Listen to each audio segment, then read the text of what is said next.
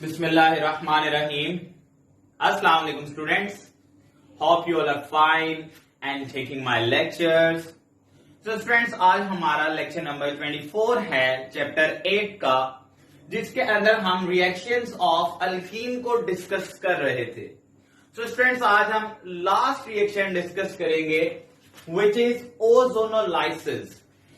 Students, ozonolysis का मतलब क्या होगा? ओजोन मॉलिक्यूल का बॉन्ड को ब्रेक करके ऐड होना.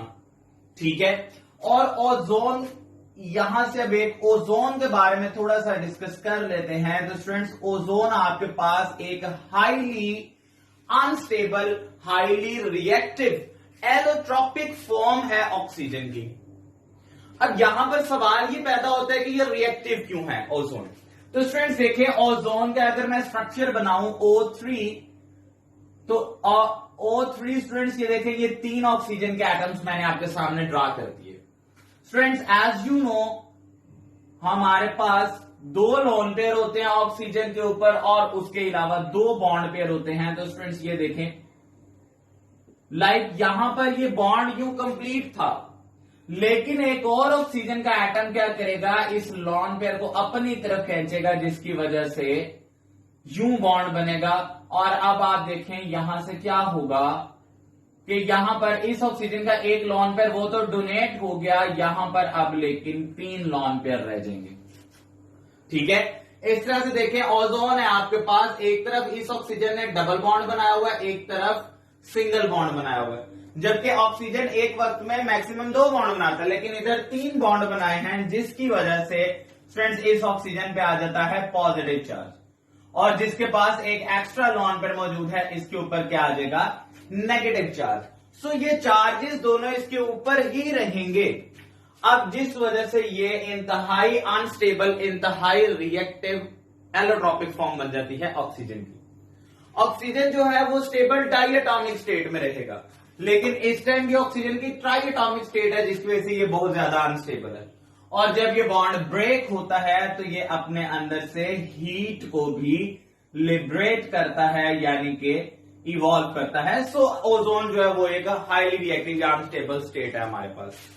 तो यहां पर अब देखिए वही बात करता है, ozone is highly reactive allotropic form of oxygen. Ozone हमारे पास ऑक्सीजन की एक हाईली रिएक्टिव फॉर्म है. This process can be used to locate the position of double bond. Student ये बात याद रखिएगा, locate the position of double bond in alkene. क्या आपके पास कोई अल्कीन है 2 कार्बन वाला या 3 या 4 कार्बन वाला, तो उसके अंदर हम ये बात को आइडेंटिफाई कर सकते हैं, लोकेट कर सकते हैं कि डबल बॉन्ड किस जगह पर मौजूद है. तो पहले तो इस रिएक्शन को इथीन के साथ सीखते हैं, उसके अलावा मैंने एक और एग्जाम्पल को भी डिस्कस किया है. तो स्टूडेंट्स, इथीन आपको पता है CH2 और डबल बॉन्ड मौजूद है. इसमें एक हमारे पास सिग्मा बॉन्ड होगा और एक पाई बॉन्ड होगा. स्टूडेंट, जो पाई बॉन्ड होगा वो ब्रेक होता है. पाई बॉन्ड ब्रेक होगा तो ये 3 ऑक्सीजन के एटम ये देखेंगे उसमें ऐड हो जाएंगे. स्टूडेंट, CH2 आप ये देखें, ये रहा CH2 और CH2, ये डबल बॉन्ड था, सिंगल बॉन्ड रह गया, अभी सिर्फ सिग्मा रह गया. पाई बॉन्ड ब्रेक हुआ. पाई बॉन्ड ब्रेक हुआ था तो एक इलेक्ट्रॉन इधर आ गया, एक इलेक्ट्रॉन इधर आ गया. तो यहीं से अब ये जो ऑक्सीजन है, ऑक्सीजन में भी ये जहां पर ये डबल बॉन्ड वगैरह मौजूद है, वहां से ये रिएक्शन होगा ताकि स्टेबिलिटी अटेन की जा सके. तो ये 3 ऑक्सीजन के एटम स्टूडेंट ये देखेंगे, तीनों इस तरह से अटैच हो गए. ये अब आपके पास जो इंटरमीडिएट प्रोडक्ट बनी, इसको कहते हैं मोल ओजोनाइड. और स्टूडेंट ये भी क्या होती है, ये स्ट्रक्चरली अनस्टेबल होती है, जिसकी वजह से ये देखें, ये मोल ओजोनाइड ही है. इसके एटम्स के दरमियान अगेन रीअरेंजमेंट होगी और यहां से ओजोनाइड बन जाता है. देखिए ओजोनाइड कैसे बना. सिंपल स्टूडेंट्स, जो ये वाला ऑक्सीजन है ना, ये वाला ऑक्सीजन यहां पर चला जाएगा इन दोनों कार्बन के इन बिटवीन. जरा गौर कीजिएगा. देखिए स्टूडेंट्स, ये कार्बन वो मैंने ये लिख दिया, इसके साथ 2 हाइड्रोजन थे. स्टूडेंट्स, ये रहे दोनों हाइड्रोजन, और ये जो एक ऑक्सीजन था ये नीचे से ऊपर आ जाएगा.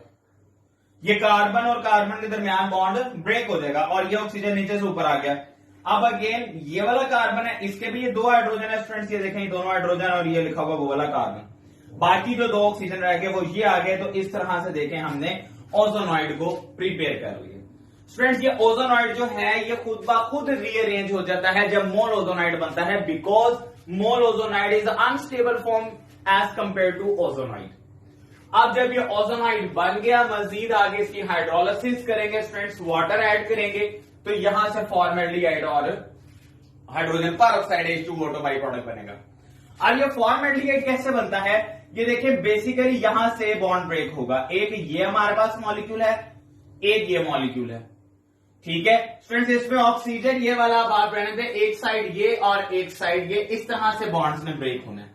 तो आप देखें फॉर्मेल्डिहाइड का फॉर्मूला होता है HCHO, ठीक है। जो ये वाला कार्बन का बॉन्ड ब्रेक हो रहा है स्टूडेंट्स, ये इधर शिफ्ट हो जाएगा, इस तरह से कार्बन और ऑक्सीजन के दरमियान डबल बॉन्ड आ जाएगा, ठीक है। एक बॉन्ड ये ब्रेक हुआ, ये वाला इलेक्ट्रॉन इधर शिफ्ट, जो यहां से ऑक्सीजन दरमियान बॉन्ड ब्रेक हुआ, ये वाला इलेक्ट्रॉन इधर शिफ्ट, जिस वजह से ये, और सेम एज ये वाला बॉन्ड ब्रेक होकर इलेक्ट्रॉन इधर, ये वाला बॉन्ड ब्रेक होकर इलेक्ट्रॉन इधर, और यहां से भी कार्बन और ऑक्सीजन के दरमियान डबल बॉन्ड बनेगा। तो इस तरह देखें HCHO ये आ गया हमारे पास, एक फॉर्मेल्डिहाइड और ये दूसरा। तो इस तरह से आप ये देखें, ये दो हमारे पास जो मोल्स हैं वो फॉर्मेल्डिहाइड के प्रिपेयर होंगे, या मैं इसको दो मॉलिक्यूल कह देता हूं समझने के लिए। और उसके अलावा जो वाटर, ये एक ऑक्सीजन था स्टूडेंट्स, ये इस वाटर के अंदर ऐड होकर क्या प्रिपेयर कर लेता है H2O2। यहां पर H2O था, एक और ऑक्सीजन इसमें ऐड हुआ तो H2O2 ये हाइड्रोजन परऑक्साइड बन गया, ठीक है। यहां पर ये इसमें ऑक्सीजन ऐड हो गई। आगे मजीद देखेंगे हाइड्रोजन परऑक्साइड को अगेन जिंक जो है वो क्या कर देगा स्टूडेंट्स, रिड्यूस कर देगा। जिंक यहां पर रिड्यूसिंग एजेंट के तौर पर इस्तेमाल हो रहा है, जो कि क्या कर रहा है, इसका ऑक्सीजन अपने अंदर ऐड करके इटसेल्फ तो ऑक्सीडाइज हो गया, लेकिन उसको क्या कर दिया, रिड्यूस कर दिया, again water produce. So basically एक तो आपने ओजोनोलाइसिस देख लिया कि किस तरह से ओजोन जो है वो अल्कीन का या इथीन का हिस्सा बना, और फिर उसने वहां से फॉर्मेल्डिहाइड को प्रिपेयर किया। स्टूडेंट्स ये फॉर्मेल्डिहाइड ही क्यों प्रिपेयर हुए, अब यही बात हमें बताएगी कि डबल बॉन्ड की लोकेशन क्या होती है, ठीक है। यहां पर था process is used to locate the position of double bond in alkene. तो ये कैसे स्टूडेंट्स, अल्कीन में जहां पर डबल बॉन्ड होगा ना, बेसिकली हमेशा वहीं से बॉन्ड्स ने ब्रेक होना है और प्रोडक्ट बननी है। सो प्रोडक्ट को देखते हुए हम इस बात का अंदाजा कर सकते हैं कि डबल बॉन्ड किस पॉइंट पर मौजूद था, और अल्कीन जो है वो हमारे पास लाइक 3 बॉन्ड वाला, 3 कार्बन वाला कंपाउंड है यहां पर, या 4 वाला। अब आप देखेंगे एक और, ओके स्टूडेंट्स, अब हम एक और एग्जांपल जैसे कि इसकी डिस्कस करने लगे थे। अब ये कंपाउंड है मेरे पास जो कि क्या है, प्रोपीन है, ठीक है। अब इसमें आप देख लें जहां पर डबल बॉन्ड है, एक इसमें हमारे पास सिग्मा बॉन्ड होता है और एक पाई बॉन्ड होता है। As you know students, pi bond is weaker bond, so pi bond क्या होगा, यहां पर ब्रेक होगा। अब आप देखें अगेन उसी तरह जब रिएक्शन होगा, जैसे कि मैंने अभी बात की, जहां पर डबल बॉन्ड मौजूद होता है वहां से बॉन्ड ने ब्रेक होना है। तो आप ये देखेंगे CH3 स्टूडेंट में वैसे लिख दूंगा, CH3 कार्बन और ये एक हाइड्रोजन उसके ऊपर आ गया, ये जो मौजूद है। बाकी ये डबल बॉन्ड था स्टूडेंट, ये सिंगल बॉन्ड रह जाएगा, और उसी तरह बाकी यहां पर ये CH2 जो था यूं मौजूद है, ठीक है। और ये जो 3 ऑक्सीजन है स्टूडेंट, जहां से बॉन्ड ब्रेक हुआ है, ये तीनों ऑक्सीजन जो है अब वहां पर अटैच हो जाएंगे, ये कंपाउंड बना। अभी हमने क्या सीखा कि ये अब हमारे पास मोल ओजोनाइड बन गया स्टूडेंट, जो कि क्या है, एक अनस्टेबल स्टेट है, ये खुद ब खुद रीअरेंज हो जाती है किसमें, ओजोनाइड में। तो यहां पर मैं मजीद आगे इसी का रिएक्शन लिख रहा हूं अभी, CH3C H एंड H, और ये उसी तरह हमारे पास आप देखें ये मोल ओजोनाइड अभी मैंने लिखा। मैंने आपको बताया कि ये रीअरेंज हो जाएगा स्टूडेंट्स, देखेंगे रीअरेंज होके ओजोनाइड गिव करेगा। यानी कि हमने सीखा था कि ये वाला जो ऑक्सीजन है, ये वाला यहां ऊपर इन दोनों कार्बन के साथ बॉन्ड बना लेता है, और कार्बन और कार्बन के दरमियान जो है वो बॉन्ड ब्रेक हो जाएगा। ये इसकी ज्यादा स्टेबल स्टेट है structurally as compare to molozonide, so that's why ये रीअरेंज हो जाएगा। तो आप देखें रीअरेंज होके स्टूडेंट्स, ये मैंने ये वाला कार्बन लिख दिया। अब इस कार्बन के साथ आप देखें एक CH3 और एक H अटैच है स्टूडेंट, ये मैंने ऊपर CH3 लिख दिया और नीचे H लिख दिया। अब यहां पर एक ऑक्सीजन और उसी तरह ये अगेन कार्बन स्टूडेंट, यहां पर भी अब इस कार्बन के साथ 2 हाइड्रोजन अटैच हैं, ठीक है। ये देखें एक हाइड्रोजन ये मैंने लिख दिया और एक हाइड्रोजन यहां लिख दिया। बाकी ये वाला बॉन्ड ब्रेक, और ये 2 ऑक्सीजन जो हैं ये यहां से बॉन्ड बना लेंगे इसके साथ इस तरह से। तो स्टूडेंट ये देखिए, ये मोल ओजोनाइड से हमारे पास क्या बन गया इस टाइम, ओजोनाइड बन गया। अब सीखने वाली बात ये है कि जो ओजोनाइड बना उसकी हाइड्रोलिसिस करेंगे तो ये बॉन्ड ब्रेक होगा। तो स्टूडेंट्स देखें, प्लस वाटर अब मैं इसमें अगर ऐड कर दूं तो जैसा कि हमने सीखा था, एक यहां से बॉन्ड ब्रेक होगा और स्टूडेंट एक बॉन्ड यहां से ब्रेक होगा। ठीक है, अब जब यहां से बॉन्ड ब्रेक हुआ तो अब ये बॉन्ड ब्रेकिंग से जो मेरे पास प्रोडक्ट बनेगी उसके थ्रू मैं बता सकता हूं कि डबल बॉन्ड कहां पर मौजूद था। ठीक है, तो स्टूडेंट देखें, यहां से अब जो प्रोडक्ट बन रही है हमारे पास वो क्या बन रही है, एक तो ये वाली है CH3 CH, और ये जब बॉन्ड ब्रेक होगा और यहां से बॉन्ड ब्रेक होगा तो स्टूडेंट आप जानते हैं यहां पर दोनों के इलेक्ट्रॉन आएंगे और यहां डबल बॉन्ड मौजूद, एट द सेम टाइम यहां पर डबल बॉन्ड मौजूद। ठीक है, तो अब इससे जो प्रोडक्ट बनेगी मैं डायरेक्ट वो प्रोडक्ट ही लिख रहा हूं आपके सामने। तो देखिए स्टूडेंट्स, एक ये है हमारे पास CH3 C double bond O and H, एक ये प्रोडक्ट बनी CH3 C double bond O and H, और दूसरी product again formaldehyde HC double bond O and H। तो देखेंगे जो दो प्रोडक्ट्स आई आपके पास स्टूडेंट, एक प्रोडक्ट कौन सी है, एक है हमारे पास एसिटाल्डिहाइड और दूसरी वही पहले वाली फॉर्मेल्डिहाइड। तो ये दो प्रोडक्ट्स आ गई एसिटाल्डिहाइड और फॉर्मेल्डिहाइड। अब हमारे पास ये क्यों दो प्रोडक्ट्स आई, क्योंकि इस दफा मॉलिक्यूल प्रोपीन था। तो देखें, जब यहां से बॉन्ड ब्रेक हुआ तो एक 2 कार्बन वाला कंपाउंड बना और एक 1 कार्बन वाला कंपाउंड बना। स्टूडेंट इसी तरह अगर 2 ब्यूटीन मौजूद हो, ठीक है, 2 ब्यूटीन का मतलब क्या है कि ये देखें CH3 CH double bond CH and CH3, ये 2 ब्यूटीन है। अब यहां से बॉन्ड ब्रेक होगा तो सिंपली हमारे पास 2 एसिटाल्डिहाइड के मॉलिक्यूल्स बनेंगे, जिससे पता चलेगा कि डबल बॉन्ड इन बिटवीन मौजूद था। ठीक है, तो ये कुछ वजूहत हैं आपके पास कि इस तरह से हमें पता चलता है। आगे आप जानते हैं कि यही रिएक्शन जो हो गया हमारे पास, फर्दर ये वाला ऊपर से सीखने, अब यहां पे ये हो गया तो ये जो ऑक्सीजन बचेगी प्रोडक्ट्स में H2O2 भी आएगा और उसको अगेन उसी तरह जिंक के साथ रिएक्ट करके हम रिड्यूस करवा लेंगे और वो अगेन वाटर बन जाता है। ठीक है, तो स्टूडेंट्स ये तरीकाकार था हमारे पास जिसके थ्रू हम सीख सकते हैं कि कोई डबल बॉन्ड की पोजीशन अगर हमने लोकेट करनी है तो ओजोनोलाइसिस के थ्रू आप फाइंड आउट कर सकते हैं। ठीक है, ये प्रोसेस था। तो स्टूडेंट्स फाइनली लास्ट अब हमारे पास यूजेस ऑफ इथीन है। अब इथीन के यूजेस को डिस्कस करेंगे। पहला कहते जी for the manufacturing of polythene plastic.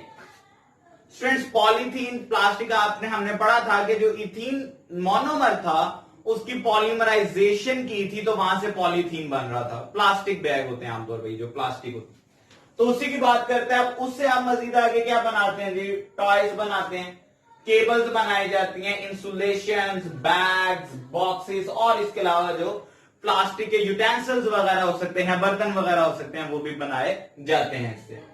Furthermore, it can also be used for the artificial ripening of fruits. कि जो फ्रूट्स हैं स्टूडेंट्स वो अनराइप्ड अगर हैं, सही तरह से पके नहीं हुए, तो इस गैस के थ्रू, अगर इस गैस की मौजूदगी में वहां पर फ्रूट्स भी मौजूद होंगे तो उनकी राइपनिंग हो जाती है, वो पक जाते हैं। और उसके बाद it is also used as a general anaesthetic in hospitals. ठीक है, हॉस्पिटल्स के अंदर जनरली एनेस्थीसिया जो गिव करते हैं पेशेंट को अनकॉन्शियस करने के लिए, तो उसके अंदर ये एनेस्थेटिक जो है एनेस्थीसिया के तौर पर मतलब इस्तेमाल हो रहा है। आगे बताते हैं जी for the preparation of mustard gas. Students mustard gas को भी प्रिपेयर करने के लिए ये इस्तेमाल किया जाता है। मस्टर्ड गैस की थोड़ी सी इंफॉर्मेशन शेयर की हुई है। कहते हैं it is used in the first world war by Germans, जो कि 1914 टू 1918 फर्स्ट वर्ल्ड वॉर हुई थी। जर्मन्स के थ्रू ये मस्टर्ड गैस जो है वो यूज की गई थी। Basically it is not a gas but a high boiling liquid. ये प्योरली गैस नहीं होती, ये एक हाई बॉइलिंग लिक्विड होता है जो कि एरोसोल्स की फॉर्म में एयर के अंदर, हवा के अंदर मौजूद रहता है। जैसे कि ड्यू ड्रॉप्स होते हैं या मिस्ट होती है जो हवा के अंदर मौजूद रहेगी, ये भी वैसे ही होता है। देखिए लिखा हुआ है dispersed as a mist of tiny droplets, कि जैसे छोटे छोटे जर्रे हों, ठीक है, ड्यू ड्रॉप्स हो सकते हैं या मिस्ट, तो जैसे वो एयर के अंदर रहेगी ये भी वैसे ही मौजूद रहता है। और ये है कि it is basically a powerful vesicant of blistering agent, ये ब्लिस्टर्स कोज करता है। ठीक है, बॉडी के ऊपर जहां जहां ये टाइनी ड्रॉपलेट्स मौजूद रहेंगे वहां इन्फेक्शन होगा और ब्लिस्टर्स की कॉजिंग होगी, ब्लिस्टर मौजूद हो, ठीक है, जिसको छाले वगैरह कहते हैं वो बढ़ जाएंगे। तो प्रिपेयर कैसे होती है जी, ये इथीन है आपके पास, ठीक है स्टूडेंट्स, देखें इथीन जो है, इथीन के अंदर डाई सल्फर डाइक्लोरीन ये जो है मौजूद हो जाएगा, ठीक है, 2 सल्फर और 2 क्लोरीन के मॉलिक्यूल इसमें ऐड होंगे। तो अब आप देखें स्टूडेंट, ये सल्फर यहां पर हमारे पास मौजूद है जो कि 1 2 3 4 टोटल 4 है ना, क्योंकि 2 मॉलिक्यूल हैं, तो ये इस तरह से, और साथ 2 क्लोरीन भी अटैच हो जाएंगे। इसको मैं 2,2 डाइक्लोरो इथाइल सल्फाइड कह सकता हूं, या बीटा, बुक में लिखता है कहीं पर बीटा डाइक्लोरो इथाइल सल्फाइड, ठीक है, या इसको मस्टर्ड गैस कहता है, ये इसका नाम है। या कुछ बुक्स में बीटा की जगह 2,2 भी लिखा हुआ है। स्टूडेंट वो बात कोई जरूरी, मतलब कि इससे इतना फर्क नहीं पड़ता, ये फंक्शनल ग्रुप है, तो ये पहला कार्बन ये दूसरा, ये पहला ये दूसरा, या मैं इसको अल्फा और इसको बीटा कार्बन कहूंगा, इसको अल्फा और इसको बीटा।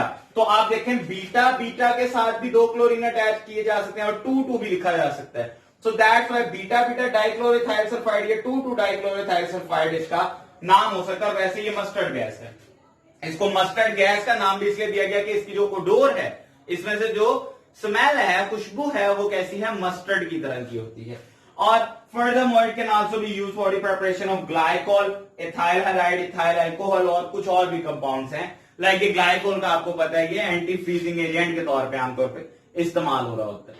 सो स्टूडेंट्स, ये हमारा आज का लेक्चर था जिसमें हमने ओजोनोलाइसिस और यूजेस ऑफ इथीन को डिस्कस किया। नेक्स्ट लेक्चर में इंशाल्लाह हम अपना अल्काइंस स्टार्ट करेंगे। अगर इसमें कोई बात स्टूडेंट समझ ना आई हो तो आप कमेंट सेक्शन में पूछ सकते हैं। Thank you so much students, Allah Hafiz.